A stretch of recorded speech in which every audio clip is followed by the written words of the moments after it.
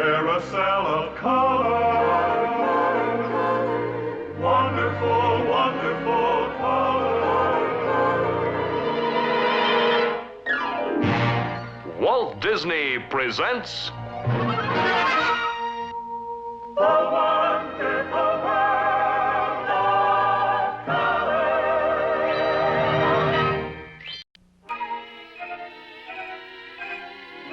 Ranger's Guide to Nature.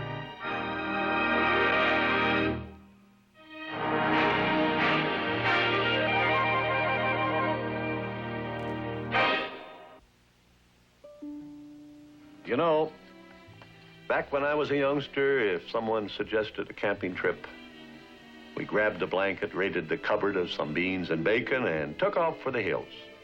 It was that easy. Well, things have changed. Nowadays, not many kids just go camping. The latest thing is to go to camp. And that's no simple matter.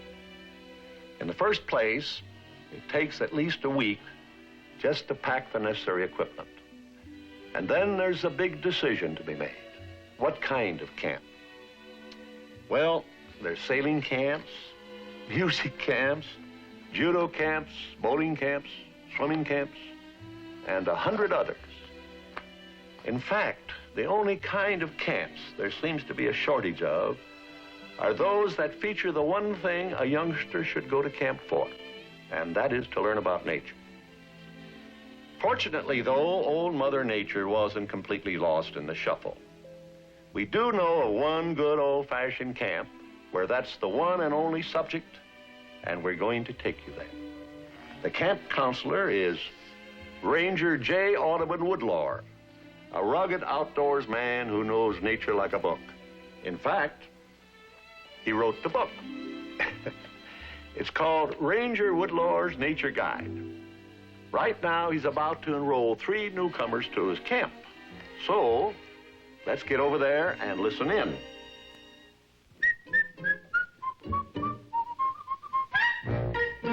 Welcome, guests of nature, to the Little Ranger Nature Camp. We'll get along just fine. Now, here are forms to sign. Have you had chicken pox or mumps or ever had a stomach cramp? Inflate your lungs. Let's see your tongues. Say ah. Fine, fine. Is your clothing plainly marked?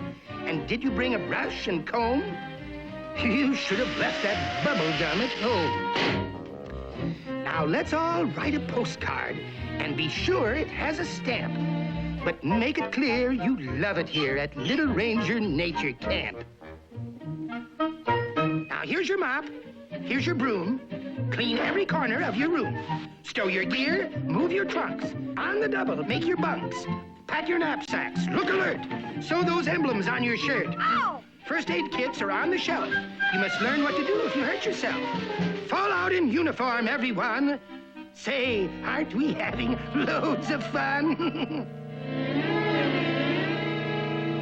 And now for our first activity.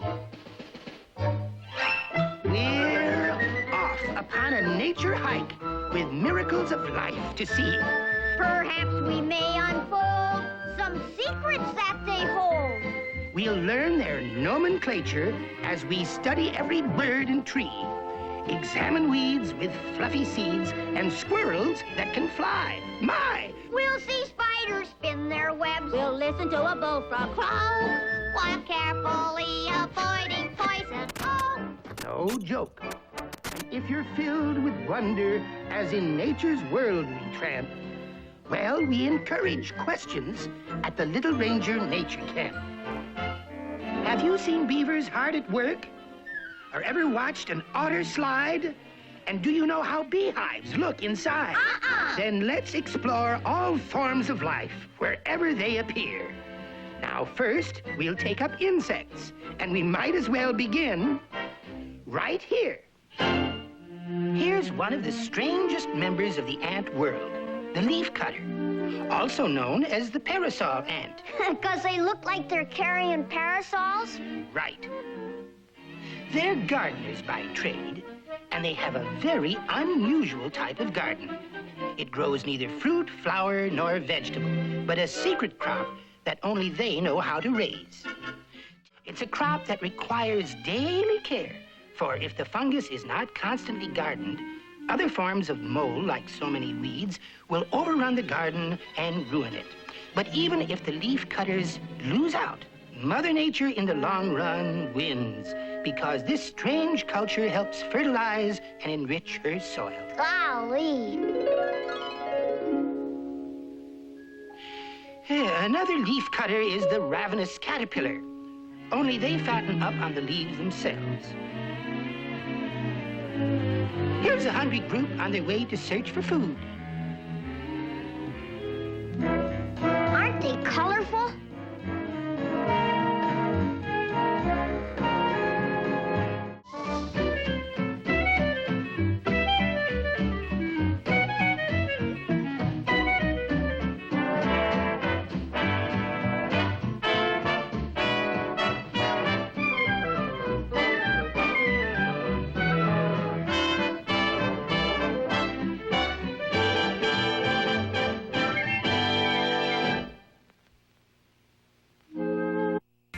Walt Disney will return.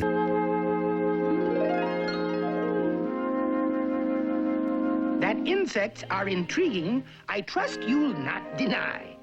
They have their place in nature, just as you and I. Each insect has a value, though some must be suppressed. But when it comes to being useful, one leads all the rest. A good friend to admire, not to fear. Yet when disturbed, she makes her point quite clear. No! Oh, excuse me, honey. My fault. Now, boys, may I present the honeybee? The honeybee, she's part of one big family, the drones, the workers, and her mother queen. Every morning when it's 5, she's out working for the hive on her pollen nectar gathering routine. The honeybee is virtually the wax and honey industry. It's one sweet business, yet she never smiles. As to honey, it's been found for a bee to make a pound, she would have to travel 50,000 miles. But she deserves the most of our praise for her special eyes and pollenizing ways. There are thousands, many thousands of our crops, depending on her frequent friendly stops. Now, with alfalfa flowers, lots of fruit, the honey and bees wax to boot, she has a fair responsibility. And without our insect friend, there would surely be a trend toward havoc in our whole economy. Yes, sirree, you can bet, boys, we owe a great debt to that honey, little honey, honey bee.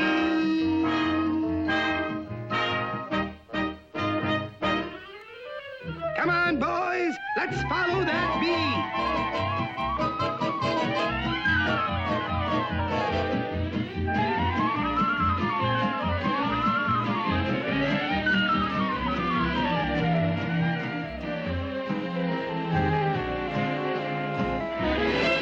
The bees and the flowers have a wonderful working partnership. Upon her return, the queen begins the production of eggs, and the future of the hive is assured.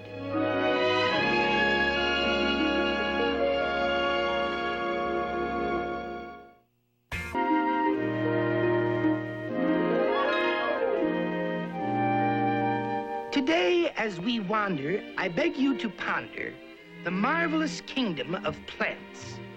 What nature has planted, we all take for granted, or give a perfunctory glance. Yet remember, to us, plants are vital.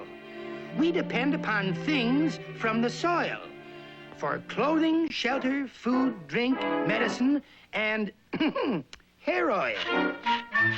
How do most plants get started? What propagates each breed? Well, if you follow me, I'll show you basically the miracle of the seed. Put a seed in the ground, pack the earth all around, give it water and warmth of the sun. Soon the roots come out, and the seed will sprout, and the growing has begun. See the sprout breaking through. Now the leaves are in view, and the plant is beginning to zoom. It's a sight that cheers when a bud appears and bursts into bloom. Here come the bees. for pollinization. Now the seeds will form as the plant turns dry. Up whips a breeze in cooperation. And hither and thither and yon the seeds will fly. Now they search all around for a choice bit of ground, and they finally dig under, and then, well, we've come right back, and I mean right smack, where the process starts again. You got that, boys? Yes, sir! Now it's all very plain that the seeds need the rain and the wonderful warmth of the sun. Good, good. Then the roots come out and we see each sprout as the growing has begun. Oh, fine. See the sprouts breaking through, now the leaves are in view, and the plants are beginning to zoom. It's a sight to cheer when the buds appear and burst into bloom. Here come the bees.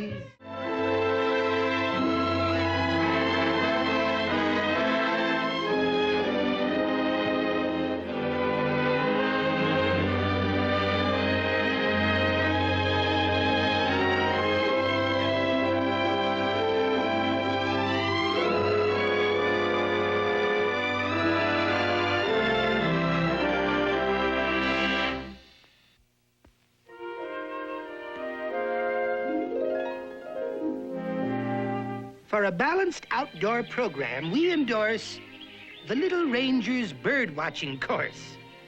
Birds have fascinated man since the dawn of time. Mentioned in great literature, music, art, and rhyme. We think of birds as symbols. There's the dove who stands for peace. For happiness, the bluebird, may his tribe increase. The owl, who stands for wisdom, everyone esteems. And orioles and cardinals... Our baseball teams. Here are your binoculars, all tested and approved. You'll find them much more useful with lens covers removed. Be sure you have guidebooks, boys. Fine, let's move along. For hark, the feathered creatures have filled the air with song.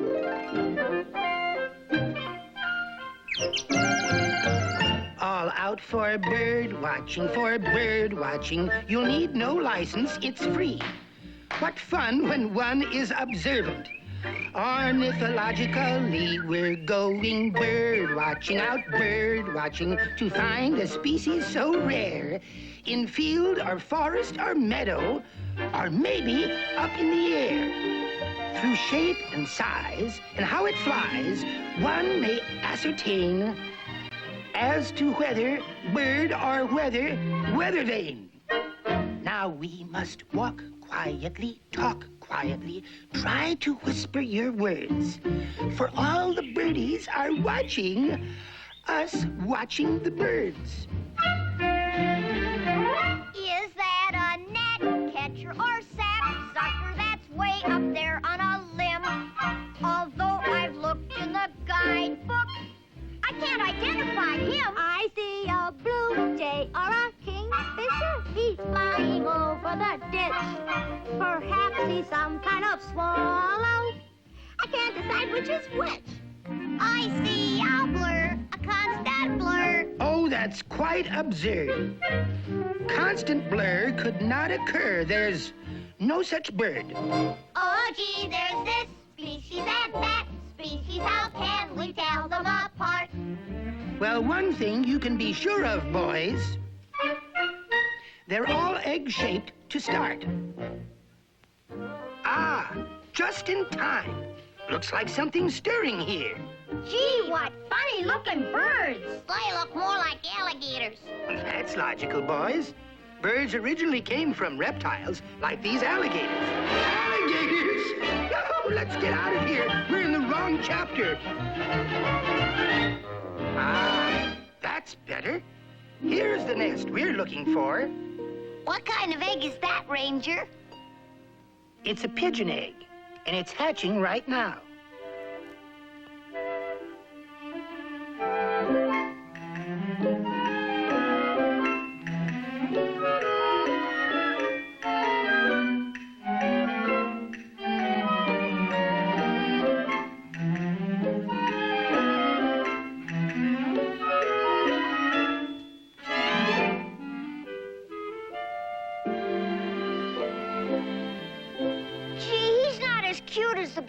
alligator. To Mother Pigeon he is. Since they can't fly, having just proved that without a doubt, they're vulnerable to any number of predators. So off they go on the double to the safety of the nearest pond.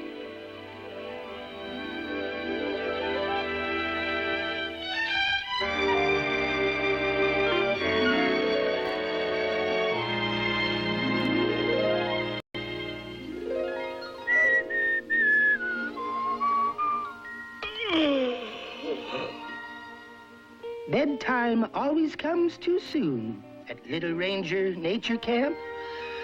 Fresh air plus exercise makes sleepy, drowsy eyes. We lay our bedrolls on the ground, some spot that isn't hard or damp. Your clothes should be like mine, you see, hung up nearby with care. There. Never saw the stars so bright. Perhaps you'll recognize a few. The Milky Way, and Mars, and Pluto, too. Some view. Now here comes your lullaby to make your eyelids droop. From Little Ranger Nature Camp, it's orchestra and choral group.